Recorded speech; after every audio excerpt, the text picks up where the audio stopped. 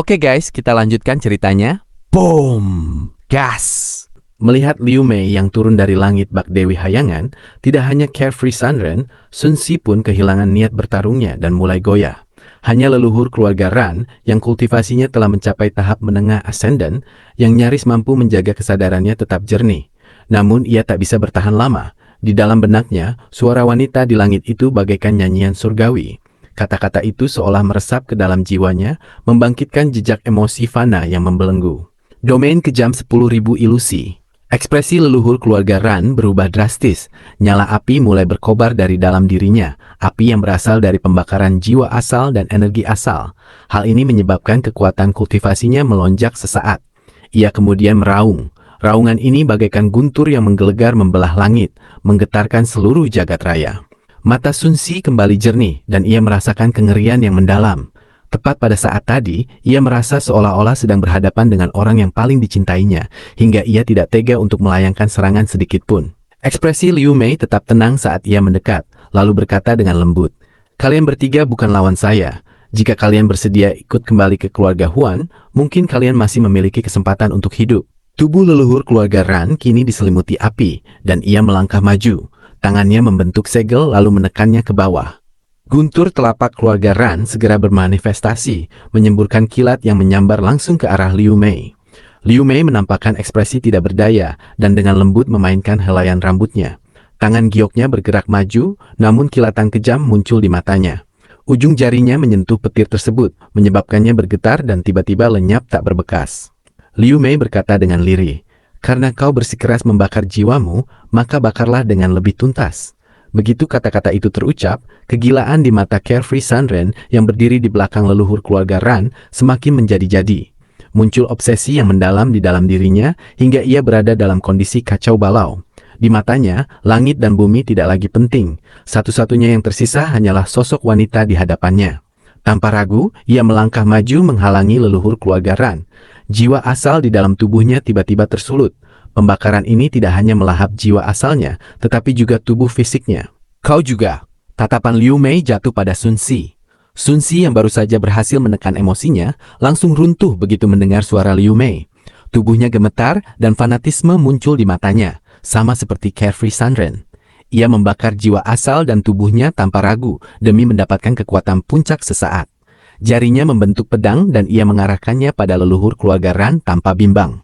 Nenek moyang keluarga Ran menyunggingkan senyum pahit dan berkata, "Zhao Chuanwen, Sun Si, aku merasa kasihan pada kalian berdua."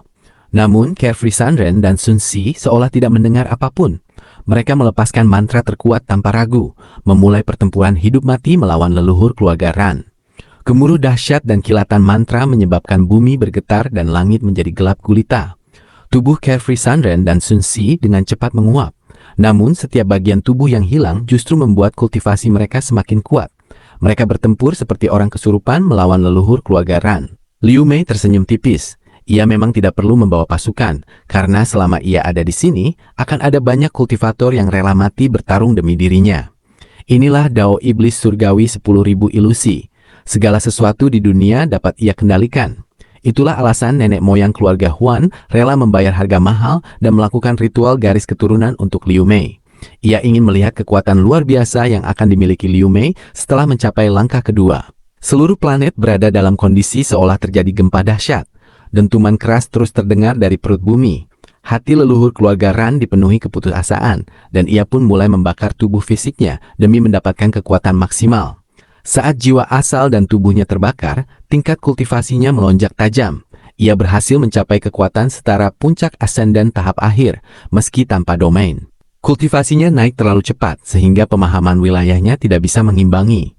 Meski begitu, kekuatannya tetap sangat mengerikan. Sambil meraung, tubuhnya perlahan memudar dan tangannya membentuk segel dengan cepat. Ia menutup tangannya, lalu cahaya keemasan yang menyilaukan mengelilinginya. Ia tidak menggunakan mantra rumit, ini adalah metode paling murni dengan memanifestasikan energi asal di dalam tubuhnya.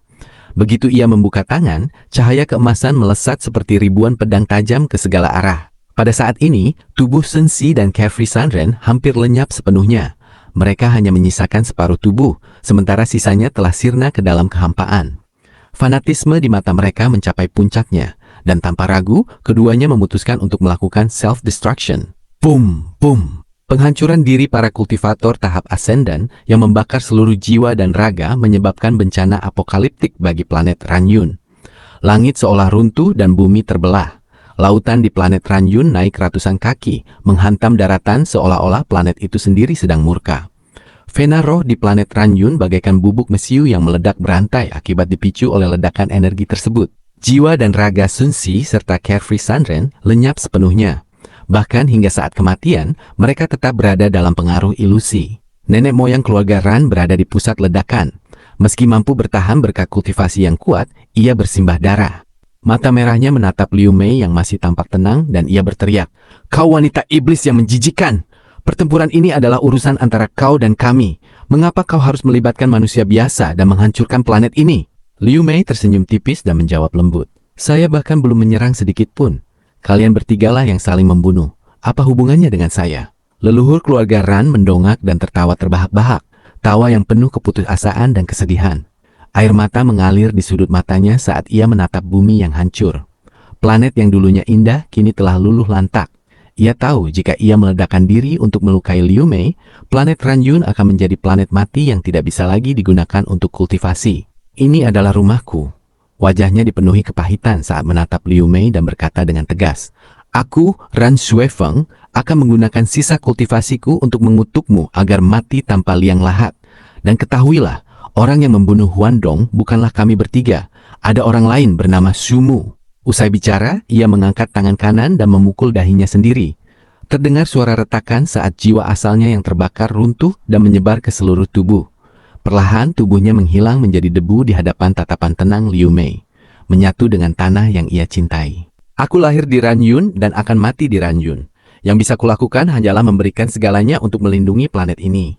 Adapun kau, Sumu, kau pria licik, aku mengutukmu agar mati bersama dengan Huan Mei." Mata Liu Mei menunjukkan ketidakpedulian, seolah tidak ada yang bisa menggoyahkan batinnya. Ia menatap daratan di bawahnya dan melangkah turun. "Keluarga Ran, keluarga Zhao, dan keluarga Sun harus dimusnahkan. Ini adalah perintah guru dan tidak ada hubungannya denganku." Lalu ada Sumu itu. Orang itu agak aneh, batin Liu Mei. Namun tiba-tiba ia mengernyit. Indra ilahinya menyebar dan berhenti di ujung selatan planet. "Ada klon?" Kultivator bermarga Sun itu menarik. "Ini berarti leluhur keluarga Ran dan Zhao juga memiliki klon." Liu Mei tertawa kecil. Klon-klon ini disembunyikan dengan sangat rapi. Jika bukan karena fluktuasi energi yang muncul saat tubuh utama mereka tewas, Liu Mei mungkin tidak akan menyadarinya. Di sebuah kota di bagian selatan planet Ranyun, seorang pemuda duduk di dalam rumah. Pemuda ini berwajah persis Sun Si, namun ekspresinya penuh kepahitan. 4 tahun lalu, setelah menyadari kesalahan fatal mereka membunuh anggota keluarga Huan, ketiganya telah memusatkan seluruh upaya untuk memurnikan klon. Meskipun klon-klon ini sangat lemah dan tidak bisa digunakan bertarung, itu adalah cara terakhir untuk menyambung hidup. Leluhur keluarga Ran telah memurnikan klon secara rahasia selama ratusan tahun, dan klonnya bahkan sudah mencapai level yang cukup untuk meninggalkan planet secara diam-diam 2 tahun lalu. Adapun Carefree Sunren, metodenya kurang sempurna, sehingga ia tidak bisa memisahkan jiwa asalnya. Namun ia memiliki cara lain yang tidak diketahui orang. Sementara Sun Si hanya mampu memurnikan klon hingga tahap core formation, sehingga ia tidak bisa meninggalkan planet. Itulah alasan mengapa dulu ia ingin meminta bantuan Wang Lin, namun ditolak sebelum sempat bertanya. Lagi pula masalah ini sangat rahasia. Mereka takut jika Sumu tahu mereka memiliki cara untuk selamat dan hanya menjadikannya kambing hitam. Sumu tidak akan sudi membantu meski ditawari giok langit sebanyak apapun, atau bahkan malah menyerang mereka karena marah. Liu Mei melakukan teleportasi dan tiba di bagian selatan planet Ranyun. Saat hendak melangkah masuk ke kota, ia tiba-tiba mendongak ke arah langit. Matanya berkilat dengan cahaya misterius. Aura ini, sebutir cahaya perak melintasi hamparan bintang dan tiba di luar planet Ranyun. Wang Lin duduk di atas kompas bintang. Ia telah mengumpulkan giok ketiganya, jadi setidaknya ia harus memenuhi janjinya. Jika tidak, ia tidak akan memiliki alasan kuat untuk kembali di masa depan. Ekspresinya awalnya datar, namun saat melihat formasi penyegelan yang kuat menyelimuti planet, matanya menyipit tajam. Ia berdiri dan menatap segel pembatas tersebut dengan mata yang bersinar. "Saat aku pergi, pembatasan ini belum ada." Wang Lin memiliki pemahaman mendalam tentang teknik pembatasan. Meski tidak bisa menghancurkannya dalam waktu singkat, ia tahu cara menyelinap masuk tanpa merusak segel tersebut. Setelah merenung sejenak, ia mengarahkan kompas bintangnya menembus pembatasan dan melesat masuk ke atmosfer planet Ranyun. Di permukaan planet, saat Liu Mei mendongak, cahaya misterius di matanya semakin kuat. Bersambung.